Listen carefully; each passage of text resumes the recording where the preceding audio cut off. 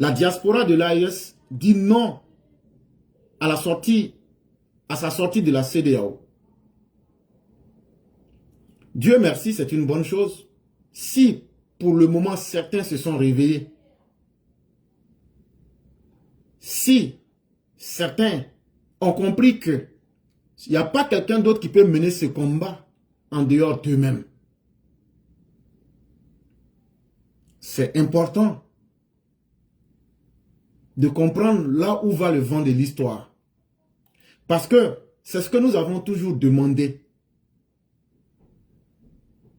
Face à l'histoire, quand tu deviens un spectateur, ça veut dire que tu acceptes d'abandonner ton droit et de devenir victime. Et quand tu acceptes d'être victime, alors là, tout ce qui t'arrive, tu ne peux t'en prendre qu'à toi-même. Et que les États de l'AES, ou bien les rares personnes encore qui ont une conscience positive, les rares personnes qui veulent encore que leur pays existe dans le concert des nations, alors là, vous avez du boulot à faire. Parce que votre silence là, votre inefficacité là, c'est ce qui a creusé encore le fossé pour rendre votre travail plus difficile. Mais aujourd'hui, où on attend? Combien de villages ont été déplacés? Quel est le niveau du désordre aujourd'hui dans vos pays? Voilà la réalité. Donc là, en différent, si vous aviez commencé dès le début à désavouer ces putschistes, aujourd'hui la communauté internationale aurait pris fait de cause pour vous. Et les gens vous auraient aidé. Et le mal ne serait pas aussi profond qu'il est aujourd'hui. Mais en ayant attendu, aujourd'hui le mal est devenu aujourd'hui comme un cancer. Et là, pour le traiter, ça sera difficile. Alors que tôt ou tard, ça va se terminer par cela. Parce que les putschistes que vous voyez là, eux n'ont pas envie d'organiser d'élections. Mais en même temps aussi, ils n'ont pas envie que des coups d'État se fassent. De la manière, eux, ils sont venus au pouvoir là. S'il y a d'autres qui sont plus violents que eux, c'est totalement normal que ces gens aussi fassent un coup d'État pour les enlever. C'est ça aujourd'hui qui est leur plus grande peur. Ils ne veulent pas de coup d'État. Mais en même temps, quand on leur demande d'aller à des élections, c'est ça qui met par là entre eux et la CEDEAO. Ils disent pourquoi la CEDEAO leur dit d'organiser l'élection.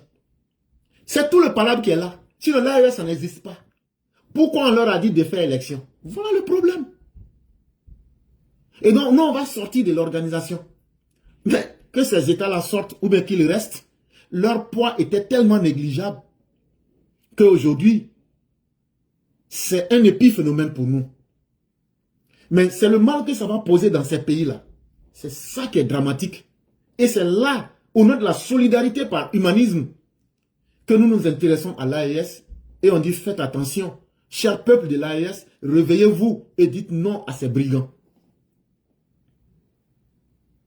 Le problème qui se passe dans l'AES, c'est un problème qui est complexe. Et ça nous ramène en même temps, pour aller plus vite dans mes analyses, à l'investiture du président Mahatma Dramani du Ghana. Hier, je n'ai pas eu le temps de développer. Mais je vais toucher ce point-là ici, pour mettre les choses au clair et pour une bonne fois. Tout le monde a vu l'investiture de John Dramani. Si les gens ont bien suivi, Ibrahim Kaka était là-bas.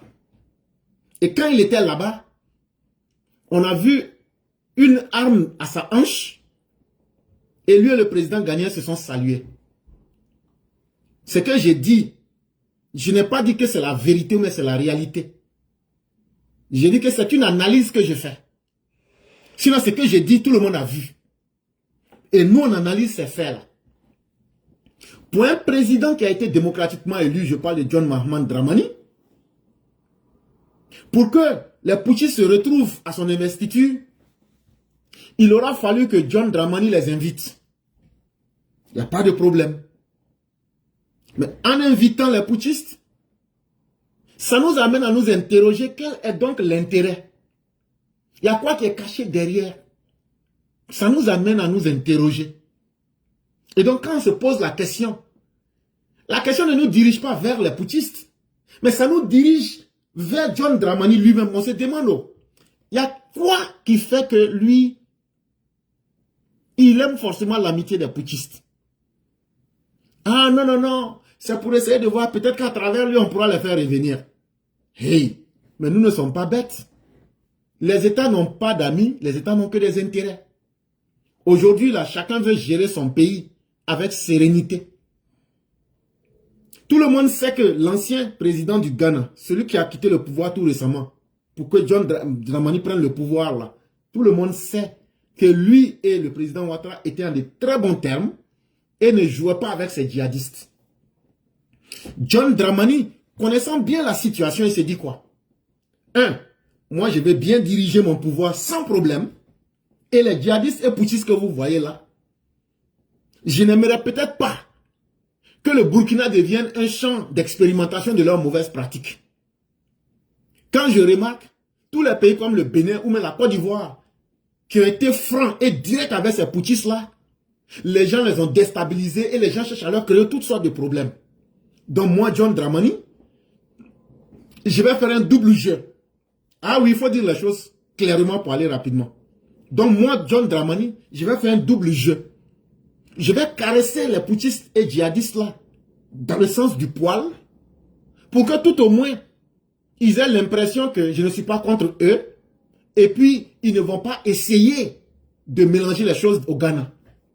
Et comme déjà Ouattara et puis le Bénin et d'autres pays se sont montrés trop crus avec eux, ils vont se concentrer sur ces pays-là, et puis moi je vais permettre au Ghana d'évoluer et de dépasser la Côte d'Ivoire à nouveau. Et en plus, John Mahama Dramani connaît les réalités de la CEDEAO. Quand on a un président de la CEDEAO aussi faible que Tinubu, il se dit, mais à quoi bon me mettre à dire qu'on soutient la CEDEAO, alors que cette CEDEAO-là même n'a pas une posture rigoureuse, n'a pas une posture fixe. Il est toujours là en train de faire un pas en avant, trois en arrière, et de ne même pas savoir où on va. Donc ça finit par faire perdre la crédibilité à la CEDEAO, de sorte que là, moi je suis dans la CEDEAO, je vais profiter des avantages de la CEDEAO, je me mets dans le camp de la légalité, mais en sous-main, je négocie avec les mauvaises personnes et les mauvais djihadistes. Et comme ça, je vais leur ouvrir le port de Tema, qui est au Ghana, je leur ouvre des avantages économiques, je retire cela, et puis en même temps aussi, je suis avec la CEDEAO. Et pour vous donner un exemple concret, la guerre qui se passe en Ukraine là, c'est comme ça que la Chine est en train d'agir. La Chine, tout le monde sait que c'est un État aujourd'hui qui fabrique, qui est devenu, on appelle même la Chine l'usine du monde. La Chine qui est l'usine du monde, si elle fabrique ses marchandises, il faut qu'elle les vende quelque part. Quand la guerre en Ukraine éclate, la guerre c'est entre l'Ukraine et la Russie. Qu'est-ce que la Chine fait? Est-ce que la Chine va soutenir la Russie? Ou bien est-ce que la Chine va soutenir l'Ukraine? Le même comportement que la Chine a adopté là, c'est ce même comportement que John Mahama Dramani veut adopter. La Chine s'assoit, elle regarde bien. Si je soutiens la Russie, alors que nous les Chinois, c'est nous qui disons que chaque État doit être indépendant et qu'on doit laisser les gens vivre dans leur souveraineté. C'est le langage diplomatique qu'on a tenu devant tout le monde.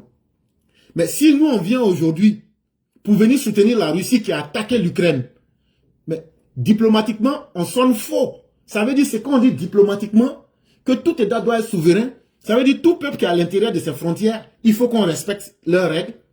Mais si nous les Chinois, on vient soutenir aujourd'hui la Russie contre l'Ukraine, mais tous les États qui font du commerce avec nous et qui ont confiance en notre politique sur le champ diplomatique vont dire, vous voyez, les Chinois là, ils sont des hypocrites. Ce qu'ils disent dans leur bouche, quand ils sont mis en face de la réalité, ils font le contraire. Et ça va discréditer la diplomatie chinoise dans le monde. Et les gens vont perdre confiance en eux. Et donc, pour ne pas que les gens perdent confiance en la diplomatie chinoise dans le monde, la Chine s'est tue. Elle n'a jamais dit, et je n'ai pas encore vu une déclaration de la Chine qui dit que nous soutenons la Russie. Dans le même temps, la Chine n'a pas soutenu aussi l'Ukraine. Et pourquoi? Parce que tout le monde sait que l'Ukraine est soutenue par le bloc occidental. La Chine fait le commerce avec les États-Unis. La Chine fait le commerce avec le Canada.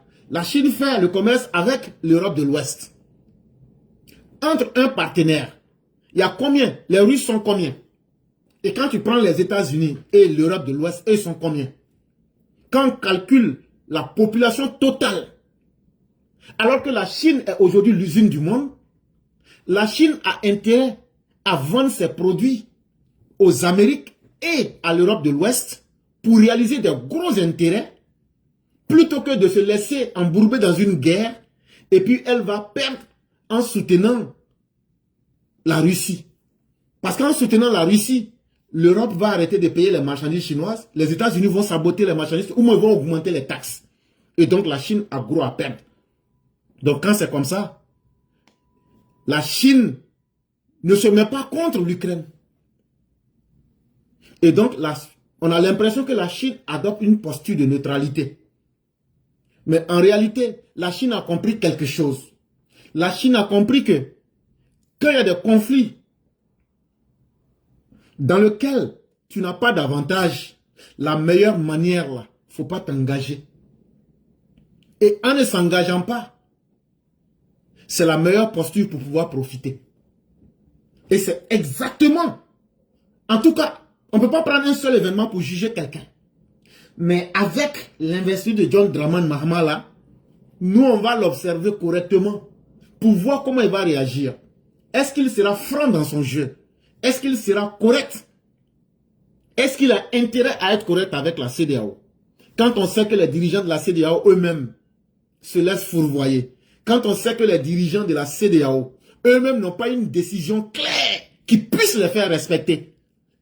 Il a donc tous les avantages de dire il y a eu tellement d'occasions ratées durant lesquelles vous n'avez pas pu vous faire respecter, mais en quoi est-ce que nous, on va venir perdre notre temps? En quoi est-ce que nous, les gagnants, on a intérêt à rester dans une CEDEAO et puis nous fourvoyer, et puis les djihadistes vont prendre le Ghana comme un terrain de jeu. Donc, on va rester silencieux. On fait semblant d'être avec la CEDEAO et ça nous arrange parce que diplomatiquement parlant, on va tous aller ensemble pour dire nous sommes dans une belle organisation sous-régionale et il faut que vraiment le droit soit dit, il faut ça. Mais en réalité là, je vais négocier avec les djihadistes pour qu'ils puissent venir utiliser mon port qui est très proche. Et puis en plus de cela, militairement parlant, les djihadistes auront intérêt à attaquer les pays qui leur disent ce que vous avez fait est mauvais, plutôt que de s'attaquer à un pays qui leur dit, bon, nous on ferme les yeux sur vos mauvaises pratiques. Et donc voilà, à travers l'investiture là, voilà ce que moi j'ai appris. Et je le dis, on sera en phase d'observation pour voir de quoi il est question.